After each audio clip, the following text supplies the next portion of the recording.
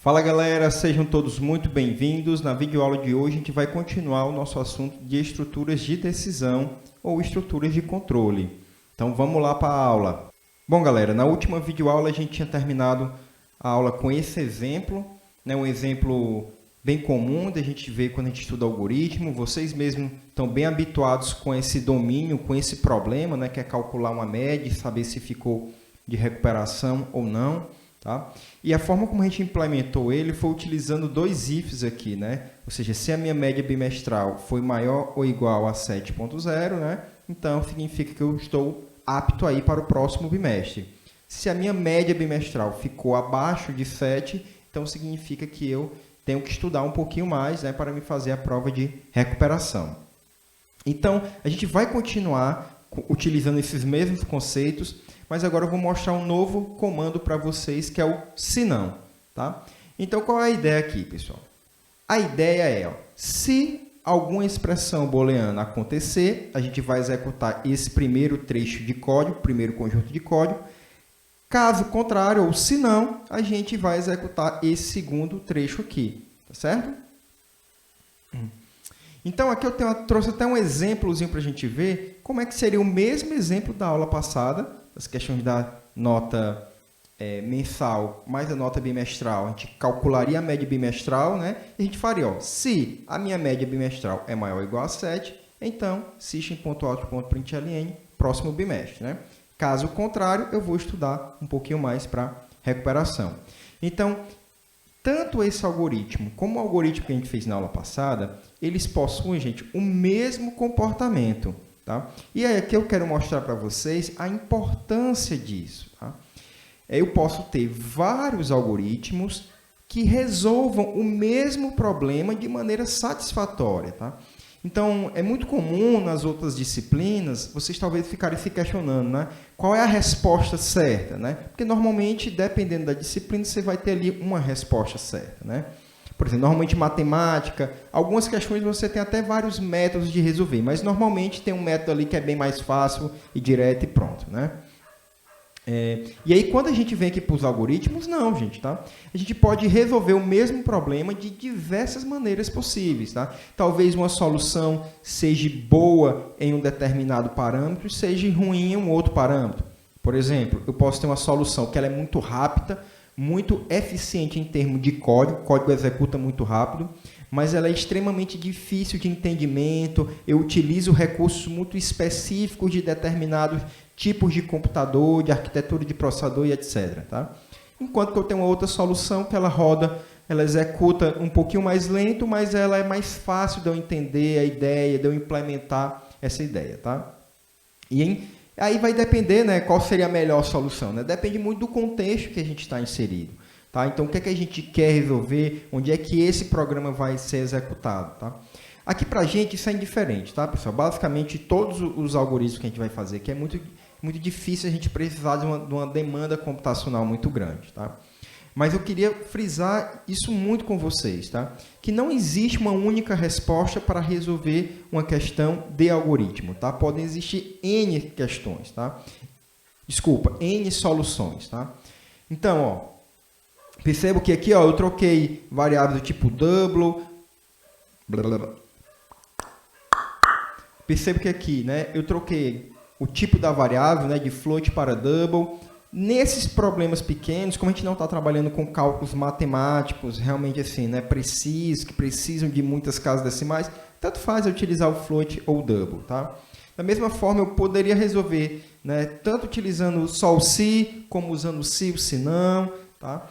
E lembrando, gente, que dentro aqui do se não, eu posso ter vários trechos de código, não apenas esse único aqui. Tá certo?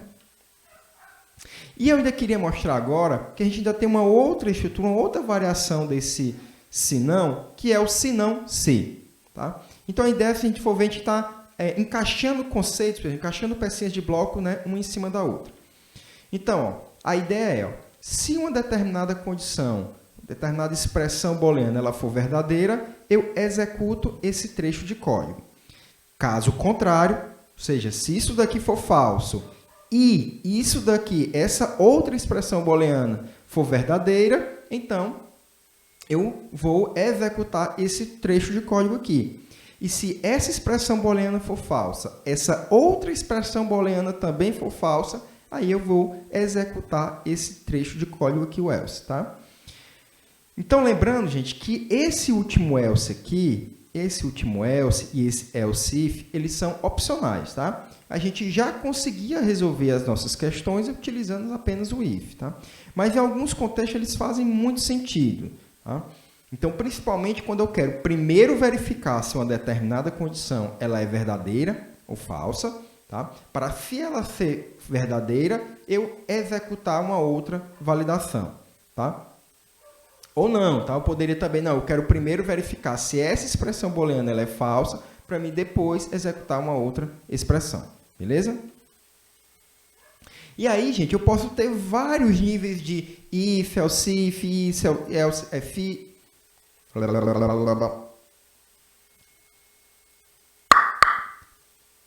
E aí, pessoal, se lembre que eu posso ter vários conjuntos desses comandos, tá? If, expressão booleana, else if, outra expressão booleana, else if, nova expressão booleana, else e assim por diante, tá? Então, é que eu poderia ter várias vezes, ou seja, não existe um limite máximo, tá? de expressões booleanas. Não existe um limite máximo de estruturas de decisão que eu posso encadear e colocar uma aqui seguida da outra, tá certo? E lembrando que dentro de cada trecho desse código aqui eu poderia ter um outro if que tem uma outra estrutura de else if, etc. Tá? Então vamos agora para o código para a gente ver isso daqui um pouquinho mais detalhado, tá? Então, galera, eu estou aqui já no SendIt, ó. E uma das primeiras questões que tem aqui na questão de estruturas de controle é exatamente a questão aprovado ou reprovado, tá? Então, vamos abrir essa questão aqui e vamos tentar resolver ela utilizando esses conceitos que a gente viu na aula de hoje. Então, o enunciado da questão, né? Aprovado ou reprovado. No colégio Barias Frito, né? BF, um aluno é aprovado por média se obtiver uma média final maior ou igual a 7.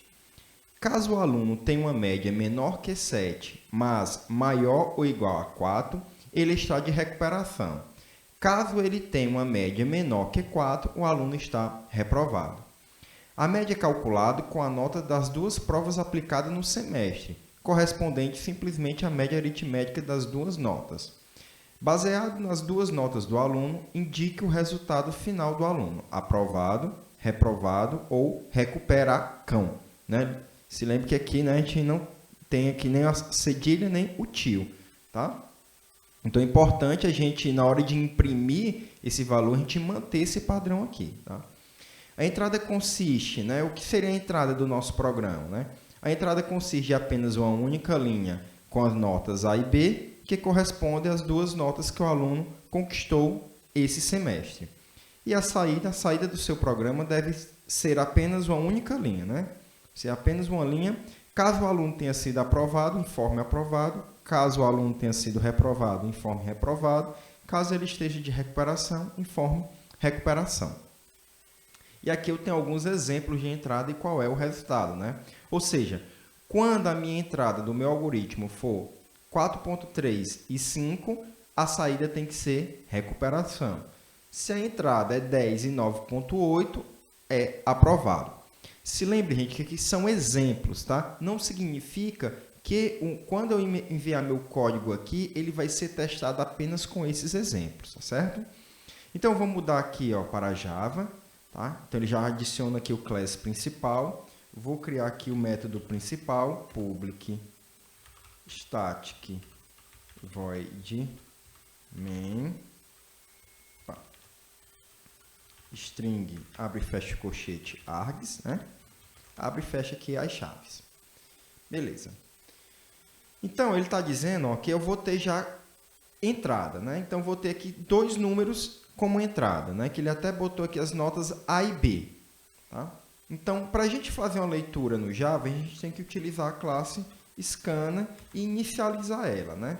Com o valor aqui de teclado, vai ser igual a new scanner system.in. Beleza? E agora eu vou ler essa nota, tá?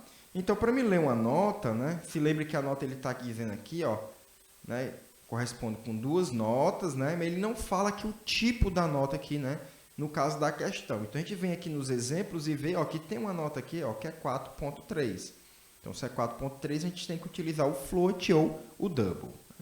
Então, teclado, ponto, next, double.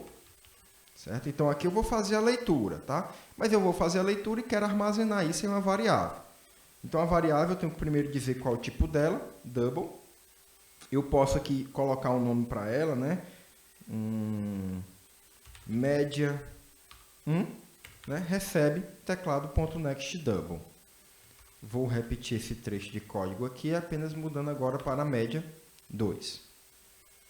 Então, beleza, a gente já fez aqui, já fez as 2 leituras, né, das 2 médias, né, que na verdade são notas, né? Acho que fica melhor a gente colocar nota aqui. Então, vamos mudar para nota. Acho que fica mais claro para vocês. A média vai ser o que a gente vai calcular, né? Então, nota 1, nota 2. E aí, como eu disse, a gente vai calcular agora a média, né? Que ele disse que nada mais é do que a média aritmética. Ou seja, eu vou somar as notas. Então, média vai ser igual a nota 1 mais nota 2 e divido tudo isso por 2, beleza? Então, tranquilo. Calculei aqui a média.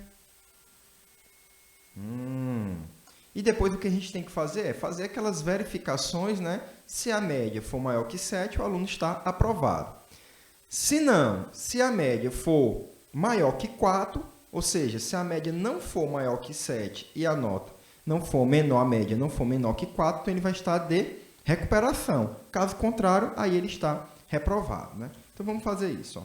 Então, se a minha média, né, for maior ou igual a 7.0, né, então o aluno está aprovado. Então, vou fazer simplesmente o system.out.println e eu vou, inclusive, copiar, gente, essa mesma sentença aqui para não ter dúvida, tá? Para não digitar alguma coisa errada aqui. Tá. Aprovado. Então, ó, caso contrário, ou seja, se a minha média ela não é maior ou igual a 7, então significa que ela é menor que 7. Mas se ela for menor que 7 e maior, e a minha média for maior ou igual a 4.0, então isso significa que o aluno ele está de recuperação, né? System.out.println, vou botar aqui recuperação. Beleza? E caso contrário, ou seja, só existem 3 possibilidades. O aluno está aprovado, ou ele está de recuperação, ou então ele está reprovado, né? Então, vamos lá, system.out.println reprovado. Vamos conferir aqui se está tudo certinho. Aprovado, reprovado, recuperação. Beleza. Então, vamos enviar esse nosso código aqui, tá? Eu sei que vocês já perceberam aí que tem uns errinhos, mas vamos enviar o nosso código. É isso que eu quero validar aqui com vocês, tá? Então, clica aqui novamente em enviar. Vamos esperar um pouco, ó. E deu um erro de sintaxe, tá? Então, por que deu um erro de sintaxe? Vamos tentar entender aqui, olha. Foi que deu aqui como saída do nosso programa, olha. Na classe, no arquivo principal.java, né, na linha 3, ele deu um erro dizendo que não encontrou esse símbolo scanner, tá? Então, aqui, gente, a gente tem que verificar 2 coisas. Se, primeiro, o scanner está escrito da maneira certa, tá? Se a gente digitou ele todo certinho, que a gente digitou, mas ele não está encontrando essa classe scanner. Por quê? Porque essa classe scanner, ó, ela está dentro do pacote java.util, que a gente não fez a importação aqui, tá? Então, vamos importar essa classe e vamos ver se agora o nosso programa vai passar, né? Então, import java.util.scanner. Então, vou agora enviar novamente esse código. Opa! E agora ele deu um erro de diferença, né? Um diff erro. Então, o que é que isso significa? Significa que para alguma entrada e para algumas saídas, o nosso programa ele não está calculando exatamente o que a questão quer. Então, vamos tentar entender aqui. Ó. Ele está dizendo aqui ó, que a saída esperada é para ser aprovado, né, a saída do nosso programa, mas ele colocou aqui foi de recuperação. Que a gente não tem aqui os valores, né, de entrada. Então, a gente sabe aqui, né, então, olha, né, o que é que pode ter acontecido. Então, o valor certo ó, é recuperação, e o valor que foi calculado foi o aprovado. Olhando aqui o nosso código, gente, eu já sabia, né, onde é que estava o erro. Mas qual é o que acontece aqui? Ó? Sempre, né, sempre aqui, assim como na matemática, na computação, a divisão e a multiplicação ela tem precedência. Né? Então, primeiro são realizadas as operações de multiplicação e de divisão e depois as operações de soma e subtração. Então, nesse caso aqui, o problema é porque ele primeiro está dividindo a nota 2 por 2 para depois somar com o valor da nota 1. E, na verdade, quando a gente calcula a média, a gente quer de soma as duas notas e o resultado desse somatório é que vai ser dividido por 2. Tá? Então, vamos ver se aqui agora já vai passar de cara.